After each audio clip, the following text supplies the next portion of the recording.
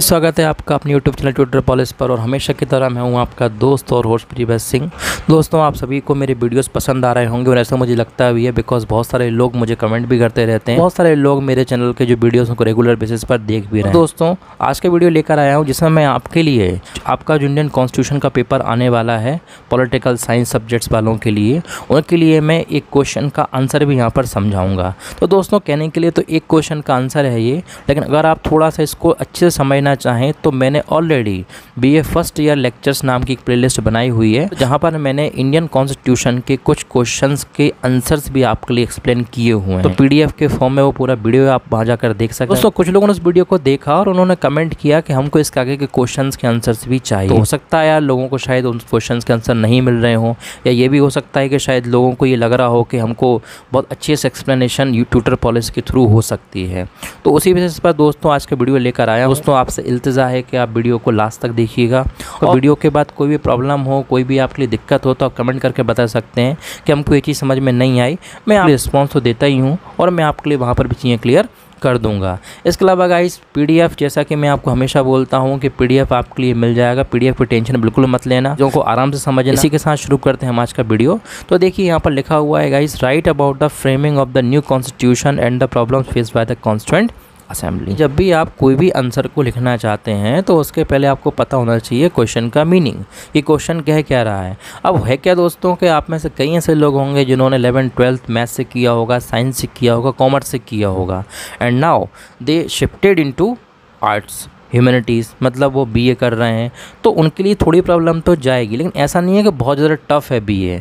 ऐसे ही नहीं बोलते BA के बारे में लोग, कह रहे BA तो घर से ही कर लेते हैं, लोग आराम से कर लेते हैं। लेकिन अगर आपके लिए वाकई में समझना है, नॉलेज बढ़ाना है अपनी, तो उस बेसिस पर मैं आपके लिए चीज़ें क्लियर कर रहा हूँ। तो क्वेश्चन का मीनिंग ये है गाइस कि जो इंडियन कॉन्स्टिट्यूशन है हमारा, उसकी फ्रेमिंग जो हुई उसमें किस तरह की प्रॉब्लम्स फेस हुई।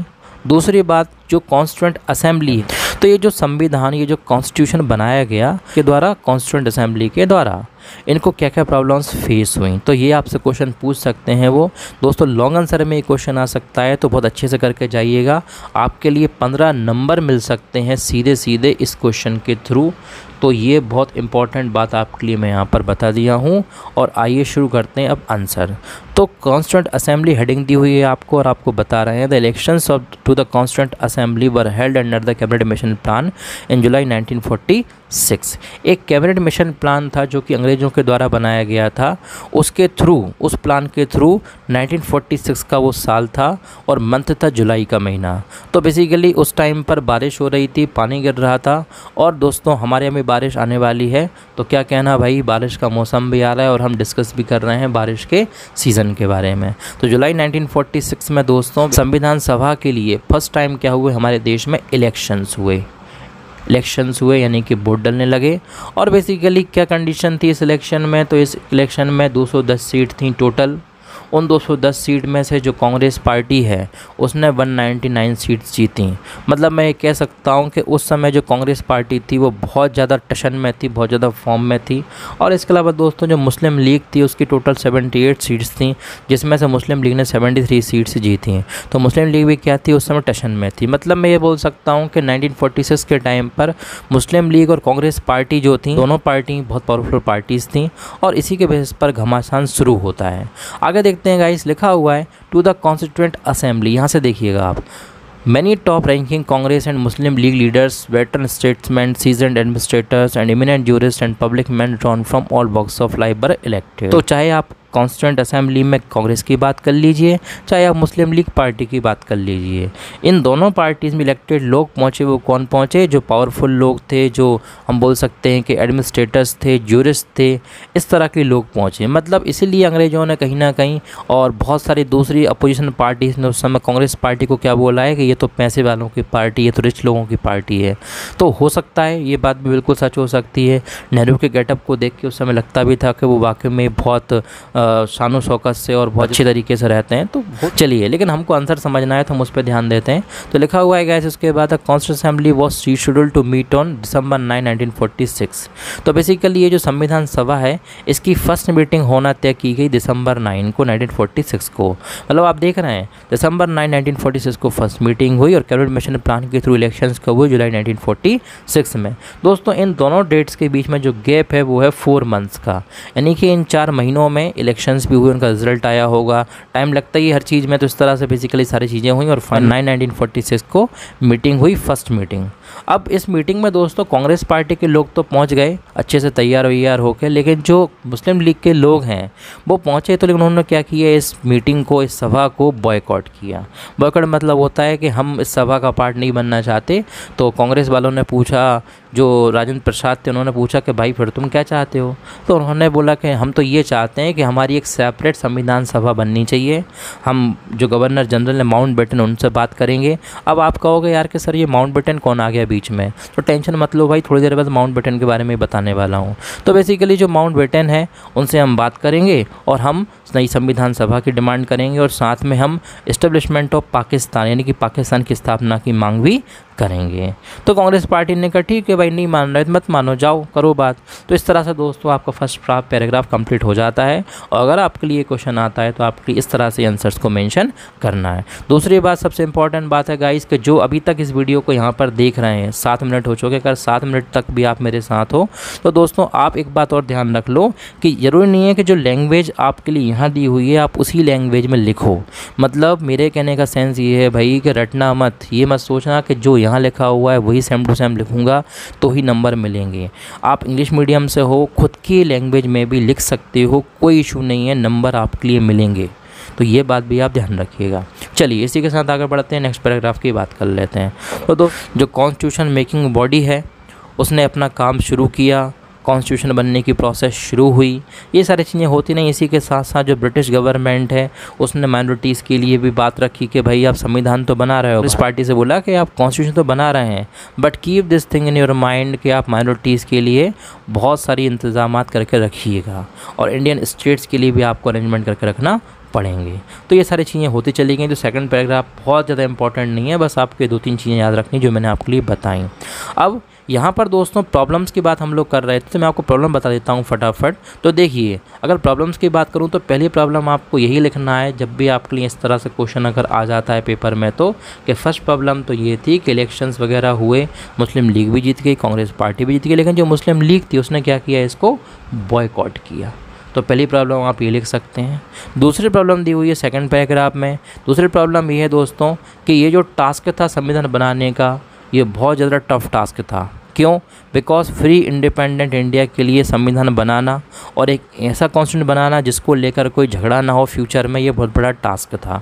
तो ऑल दो ये टास्क हमने अच्छे से भी किया, हमारी सरकारों ने, उस समय कांग्रेस पार्टी ने भी, लेकिन फिर भी दोस्तों किसी भी काम में थोड़ी बहुत गड़बड़ तो हो ही जाती है, तो इसमें भी हुई। तो वो एक डिबेट का विषय है, डिबेट का सब्जेक्ट है, तो उस पर हम बात नहीं करेंगे। तो सेकंड प्रॉब्लम दोस्तों, लेकिन टास्क, इस संविधान बनाने का जो टास्क था उसको कंप्लीट करना था। और थर्ड प्रॉब्लम दी हुई है आपको गाइस थर्ड पैराग्राफ में। थर्ड प्रॉब्लम क्या है? थर्ड प्रॉब्लम है दोस्तों प्रिंसली स्टेट्स की प्रॉब्लम। अब आपके दिमाग में फिर से एक नया क्वेश्चन आ गया होगा कि अब ये साला प्रिंसली स्टेट क्या है। तो अगर नहीं पता तो बता देता हूँ, और पता है तो तुमसे ज़्यादा होशियार इस संसार में कोई नहीं है। तो प्रिंसली स्टेट्स की अगर मैं बात करूँ दोस्तों आपसे, तो प्रिंसली स्टेट जो है बेसिकली उनको बोलते थे राजा महाराजा। तो आपने सुना होगा कि इंडिपेंडेंस के पहले राजा महाराजा होते थे। बरकतुल्लाह यूनिवर्सिटी कहाँ है? भोपाल में। तो भोपाल में भी एक नवाब होते थे जो राज करते थे उस समय। उसके बाद उन नवाब की बेटियाँ आईं जिनको बेगम्स ऑफ भोपाल बोलते हैं। तो भोपाल भी एक क्या थी? प्रिंसली स्टेट थी बिफोर द इंडिपेंडेंस। तो दोस्तों प्रॉब्लम बता रहा था मैं आपके लिए, और पहुंच गया कहाँ से कहाँ। तो होता है ऐसा 8 सब्जेक्ट में कि डिस्कस करते हैं, कुछ पहुंच जाते हैं कुछ, लेकिन कोई प्रॉब्लम नहीं, आप चीज़ों को समझिए। तो जो ब्रिटिश गवर्नमेंट है दोस्तों, प्रॉब्लम यहाँ से हुई थर्ड वाली शुरू, कि जो ब्रिटिश गवर्नमेंट है जब वो हिंदुस्तान में आई थी तो उन्होंने भारतीय राजाओं को पैरामाउंसी देती थी। पैरामाउंसी का मतलब होता है भारतीय राजाओं से ब्रिटिश गवर्नमेंट ने ये बोला था उस टाइम पर जब अंग्रेज आए थे हिंदुस्तान में, देखो भाई आपके पास 2 चॉइस हैं, या तो आप चुपचाप हमको ज्वाइन कर लो। हमको ज्वाइन कर लो मतलब कि जो हमारा झंडा है उसको अपने महल के ऊपर लगा लो, हम आपके लिए फाइनेंशियली सपोर्ट करेंगे, हम आपको टेक्निकली सपोर्ट करेंगे, हम आपको मिलिट्रीली सपोर्ट करेंगे। अब इनका मतलब ये होता है कि भारतीय राजाओं से अंग्रेज़ों ने बोला कि हम आपको पैसा देंगे, सालाना पेंशन देंगे, हम हमारी आर्मी को आपकी आर्मी के साथ मर्ज कर देंगे जिससे आपकी जो स्टेट है, जो किंगडम, वो सपोर्ट बना रहे, सिक्योरिटी रहे। और तीसरा ये भी बोल दिया कि साथ में हम आपके जो लोग हैं उनको हमेशा टेक्निकली सपोर्ट भी करेंगे, मतलब जो भी आपको नई चीज़ें चाहिए वो आपको मिलेंगी हमारी तरफ से। उन्होंने कहा यार ये तो बहुत अच्छी बात है, आम के आम गुठलियों के दाम। तो बेसिकली दोस्तों ये थी पैरामाउंसी। अब इसमें से बहुत सारे राजाओं ने इसको एक्सेप्ट कर ली थी, या मैं ऐसा बोल सकता हूँ कि 90% राजाओं ने इसको एक्सेप्ट कर लिया था। बिकॉज जान किसको प्यारी नहीं है भाई, क्यों? क्योंकि ब्रिटिश सरकार ने बोला अगर आप पैरामाउंस एक्सेप्ट नहीं करते तो ऐसा है भाई, हम आपके साथ लड़ाई करेंगे और अगर हम जीत गए तो तुम जाओगे बेटा जेल में और हम तुम्हारी पूरी रियासत को हथिया लेंगे। तो राजाओं ने सोचा होगा यार कि पूरी रियासत जाने से अच्छा तो ये है भाई कि इनकी गुलामी या इनकी पैरामाउंसी क्या कर लो, एक्सेप्ट कर लो। तो दोस्तों उस समय तो एक्सेप्ट कर ली, लेकिन जब अंग्रेज देश से जा रहे थे तो उस टाइम पर ये पैरामाउंसी की वजह से भी एक प्रॉब्लम क्रिएट हुई। वही मैं आपके लिए बता रहा हूँ अब। तो क्या प्रॉब्लम क्रिएट हुई? तो लिखा हुआ है यहाँ पर कि जब अंग्रेज देश से गए, ये सेकंड लाइन आप देखिएगा, जब अंग्रेज देश से गए तो उन्होंने भारतीय राजाओं से बोला कि भाई हम तो चले, अब आपकी जो पैरामाउंसी थी वो भी क्या हो रही है, ख़त्म हो रही है। यानी कि जो भारतीय राजा हैं उन्होंने अपने डिक्लेरेशन में लिखा अंग्रेज़ों ने कि वो चाहें तो भारत को ज्वाइन कर सकते हैं और चाहें तो वो पाकिस्तान को ज्वाइन कर सकते हैं और चाहें तो वो इंडिपेंडेंट रह सकते हैं। ऐसा भारतीय राजाओं से ब्रिटिश सरकार ने बोला। तो दोस्तों यही थर्ड प्रॉब्लम है जो सबसे ज़्यादा बड़ी प्रॉब्लम बनी during the time of independence और during the time of making constitution. तो दोस्तों इस प्रॉब्लम को लेकर बहुत ज़्यादा संविधान सभा में भी बहस हुई और ये चीज़ें बढ़ती चली गई, तो उसको ही हम डिस्कस आज के क्वेश्चन में कर रहे हैं। तो आइए चलते हैं दोस्तों नेक्स्ट स्लाइड पर और देखते हैं किस तरह से ये प्रॉब्लम आगे बढ़ी।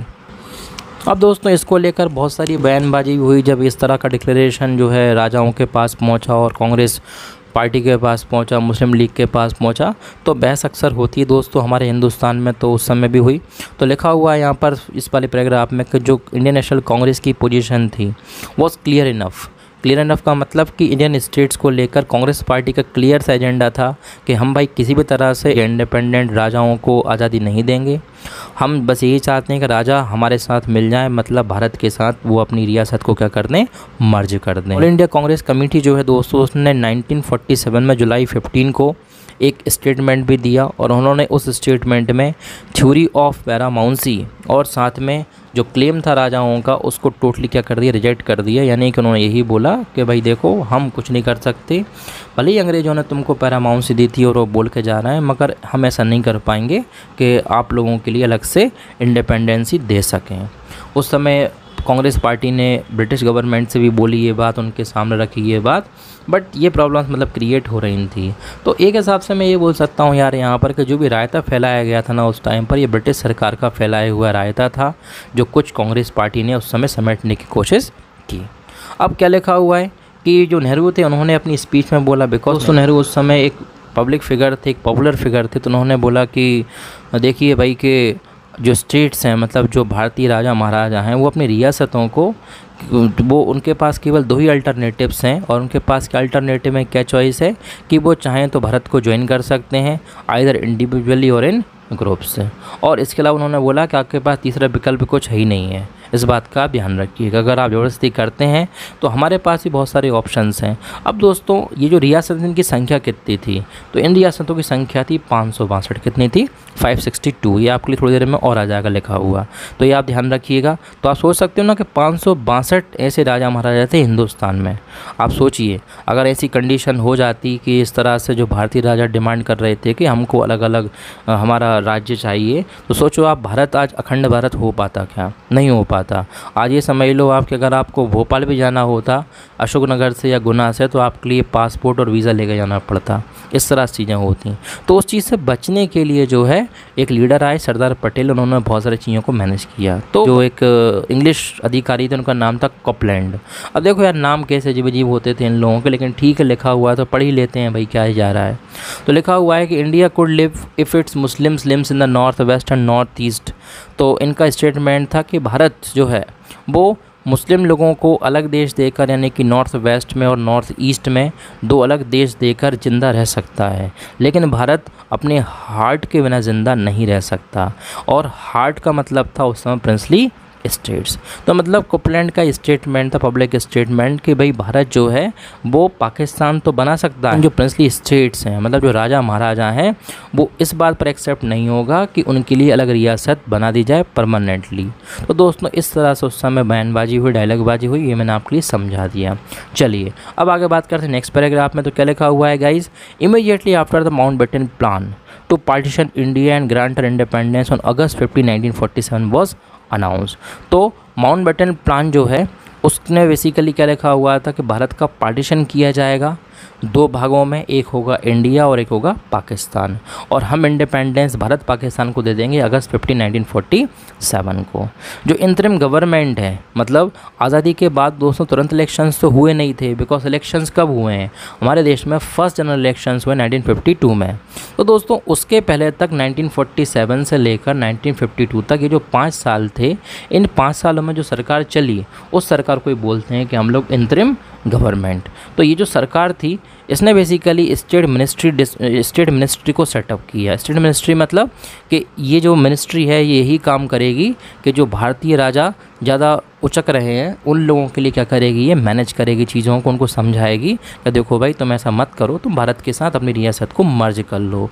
उस मिनिस्ट्री के जो हेड बनाए गए वो उस समय डिप्टी प्राइम मिनिस्टर को बनाया गया और उनका नाम था सरदार वल्लभ भाई पटेल, जिनको हम आयरन मैन ऑफ इंडिया के नाम से भी जानते हैं। तो जो सरदार वल्लभ भाई पटेल थे वो गुजरात से थे, और गुजराती भाई जो होता है भाई आपको पता ही है बहुत ज़्यादा पावरफुल होता है और वो हार नहीं मानते। तो पटेल उन्होंने भी हार नहीं मानी, बुद्धिमान व्यक्ति थे, और उन्होंने अपने आर्गूमेंट्स के थ्रू अपना जी कर लिया और उन्होंने सारी रियासतों को भारत में मिला दिया।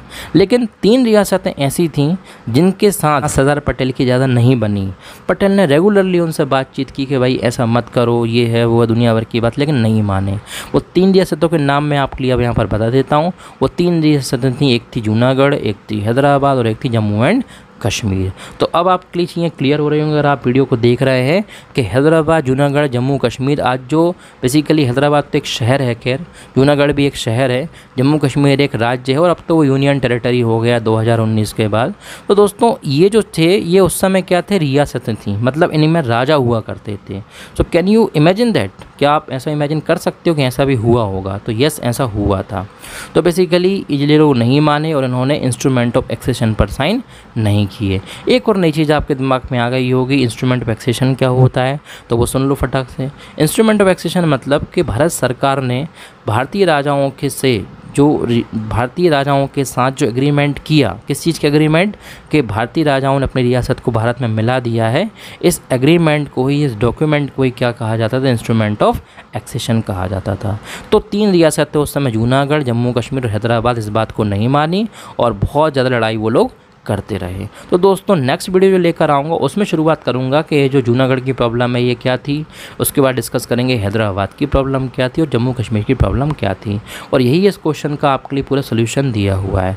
लेकिन दोस्तों एक कंडीशन है कि ये नेक्स्ट वीडियो जब भी अपलोड करूँगा जब मुझे आप लोग कमेंट करेंगे कि हाँ हमको आगे की सीरीज़ चाहिए, तो मैं आपके लिए बनाऊंगा, अदरवाइज़ मैं आराम से बनाऊंगा फ्री टाइम में। तो ये हमारा एक छोटा सा डिस्कशन रहा आपके साथ आज की वीडियो में, और अगर आपको वीडियो अच्छा लगा हो वीडियो को लाइक कीजिएगा। जो लोग नए इस चैनल पर वीडियो वो चैनल को सब्सक्राइब जरूर कीजिएगा, बिकॉज अगर आप BA से रिलेटेड हो तो आपके लिए भाई बहुत सारी चीज़ें इस यूट्यूब की दुनिया में मिलने वाली हैं। मिलते हैं नेक्स्ट वीडियो में, तब तक के लिए देखते रहिए ट्यूटर पॉलिश। जय हिंद, वंदे मातरम।